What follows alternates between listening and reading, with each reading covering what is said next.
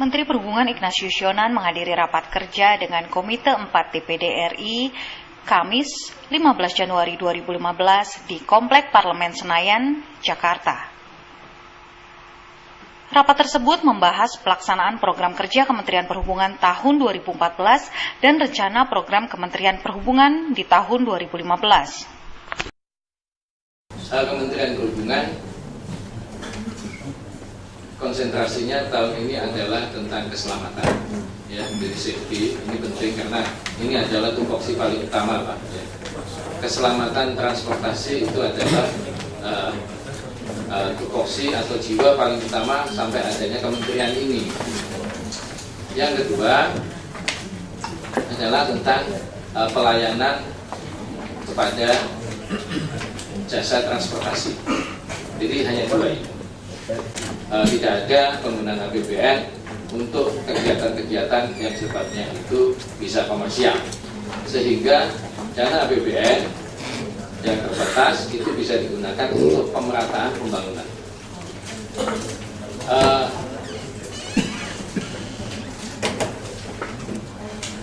Mengenai sektor, Pak, sektor terbesar itu adalah laut. Ada berapa hal?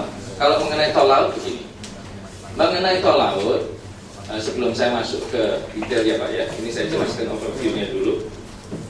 Mengenai tol laut itu, kan sebenarnya tol laut itu adalah menjadikan laut sebagai penghubung, bukan pemisah gitu. Nah ini penting sekali. Satu hal besar yang akan kita kerjakan segera itu adalah menugaskan Badan Usaha milik negara bidang pelayaran untuk mengoperasikan angkutan barang melalui laut yang terjadwal, terutama di pelabuhan-pelabuhan yang sekarang tidak dilayani oleh angkutan barang melalui laut yang terjadwal secara komersial. Di wilayah Indonesia bagian barat itu hampir semua angkutan barang melalui laut yang terjadwal itu sudah ada secara komersial, Pak. Jadi itu istilahnya freight liner, ya. Kalau liner ini namanya terjadwal, Pak.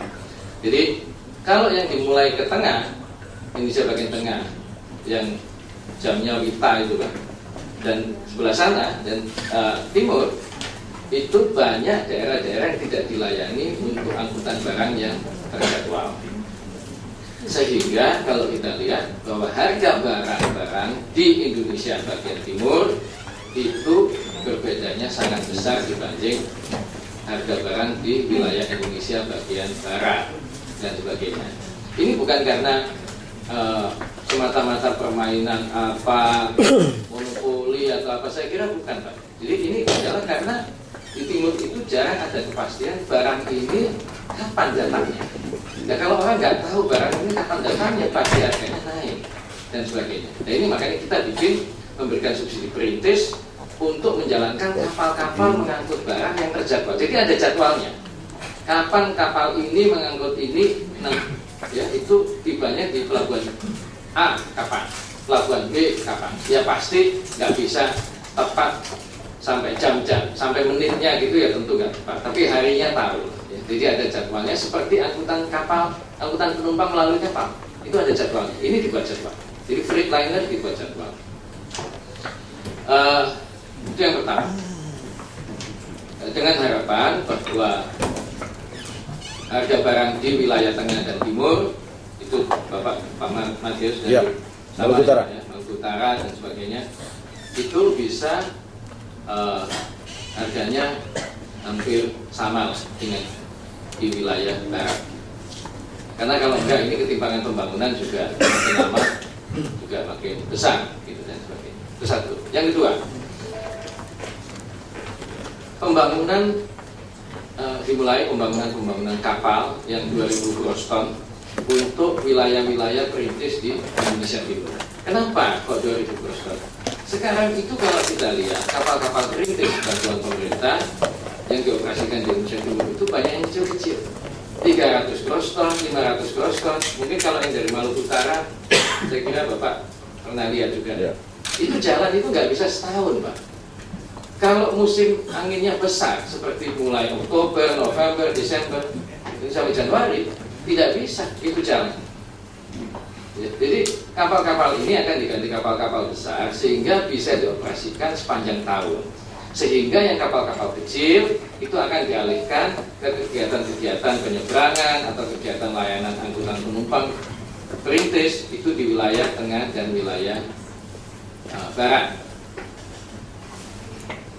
Seperti Sulawesi Barat itu lautnya tenang, tidak seperti di Indonesia Timur.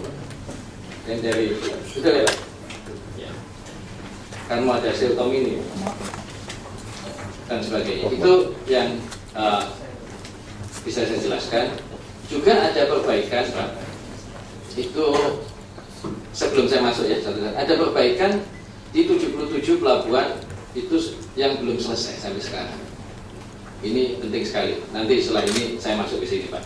Ya, nggak apa-apa, ini saya nanti ulangi lagi, Pak. Ini prinsip-prinsip dulu, Pak. Udara begini. Udara ini konsentrasinya apa? Kita membangun hampir di 27 kabupaten perbatasan dengan negara lain, itu bandar udara. Nah, kalau bangun bandar udara, sepanjang tanahnya tersedia, tanah ini tersedia itu kita sekarang sudah tidak mau menunggu anggaran dari pemerintah daerah, nanti kelamaan. Kita beli sendiri. Ya. Tapi saya mohon begini, kalau Bapak tanya detailnya segala macam, mungkin kalau rapat terbuka, saya akan keberatan. Karena kalau ini dibuka semua, itu harga tanah yang naik, nantinya akhirnya nggak jadi bangun, gitu. Ya, gitu Pak. Nah, itu yang pertama. Yang kedua, kita akan coba memperpanjang runway Pak, sebanyak mungkin. Ya. Mungkin tahun ini kira-kira ada 22 dan sebagainya, diperpanjang runway. Kenapa diperpanjang runway? Banyak, walaupun ibu kota provinsi atau ibu kota kabupaten yang besar, itu runway-nya pendek-pendek, ya. 1650, ada yang 900 dan sebagainya. Akhirnya hanya pesawat terbang kecil saja mampu untuk mendarat di bandar udara itu. Ini kan negara kepulauan besar sekali. Kalau nggak melalui laut untuk barang dan penumpang, ya pesawat terbang juga. Kalau pesawat runway-nya pendek, pesawatnya kecil, harga tiketnya mahal. Ya. Karena pilot yang memuat 12 orang dengan pilot yang memuat 200 orang, penghasilannya kurang lebih sama dan sebagainya. Ini kita akan perpanjang. Ini dua prinsipnya. Satu, kalau yang sekarang bisa didarati jenis ATR ya, ATR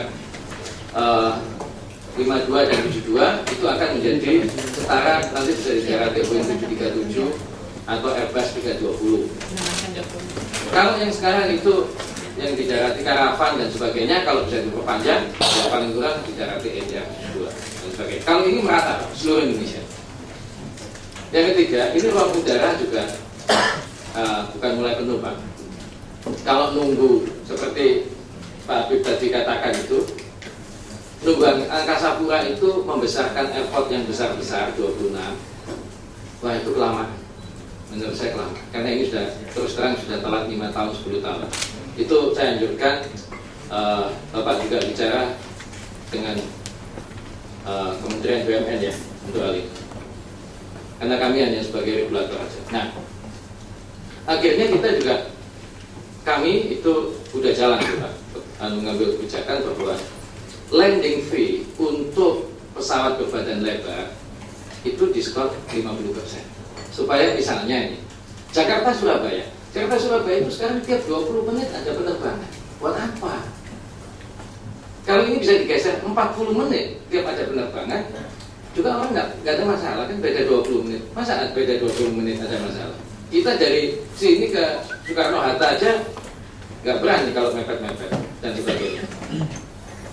Beda 20 menit kan nggak beda dan sebagainya. Tapi kalau ini semua bisa pakai pesawat badan lebar, terutama di bandara-bandara besar yang mewakili kira-kira 80% dari angkutan penumpang udara Indonesia, misalnya mulai Kuala Namu, lalu Cengkareng, ya, Jakarta, Haus juga, Juanda, Makassar, Manado, Bali, Lombok, ya, sampai Sentani, Biak dan sebagainya. Ini ya ruang udaranya lebih longgar dan sebagainya, sehingga ini bisa tidak menghambat pertumbuhan masing. Itu yang kira-kira darat, nanti saya beri. Yang ketiga, mengenai udara itu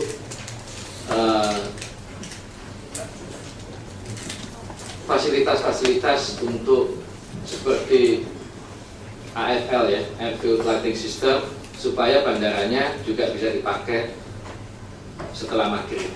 Banyak bandara nggak bisa dipakai Pak setelah maghrib itu Pak. Ya. Bukan persoalan maghribnya karena nggak ada lampunya, lampunya itu. Ya, ini akan berpanjang. Jadi ini bukan ya bangun nggak ada rencana enggak Pak. Jadi kita konsentrasi apa yang sudah kita miliki itu kita berdayakan dulu. Ya, di samping pembangunan baru.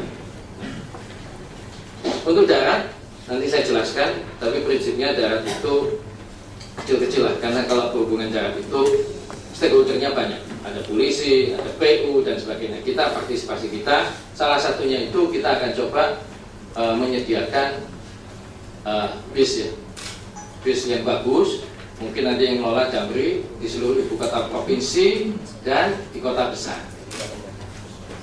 Banyak, rencananya 5 tahun itu 3.000 bis dan sebagainya. Itu untuk darat yang besar itu. Untuk kereta api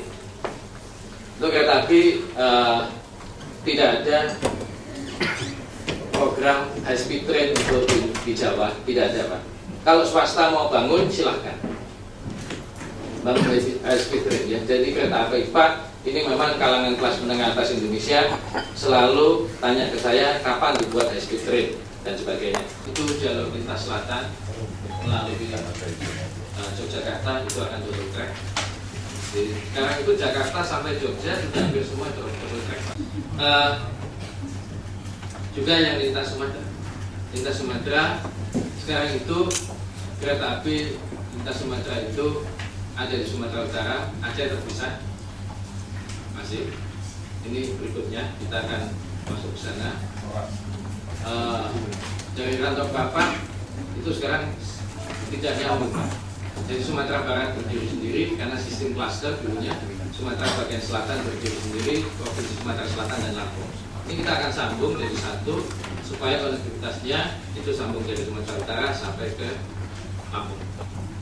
Itu 1.400 kilo melalui Sumatera Barat. Pada kesempatan yang sama, Menteri Perhubungan dan Ketua Komite 4 DPD RI melakukan MOU bersama untuk memperlancar program kerja. Dari Jakarta, Pusat Komunikasi Publik Kementerian Perhubungan melaporkan.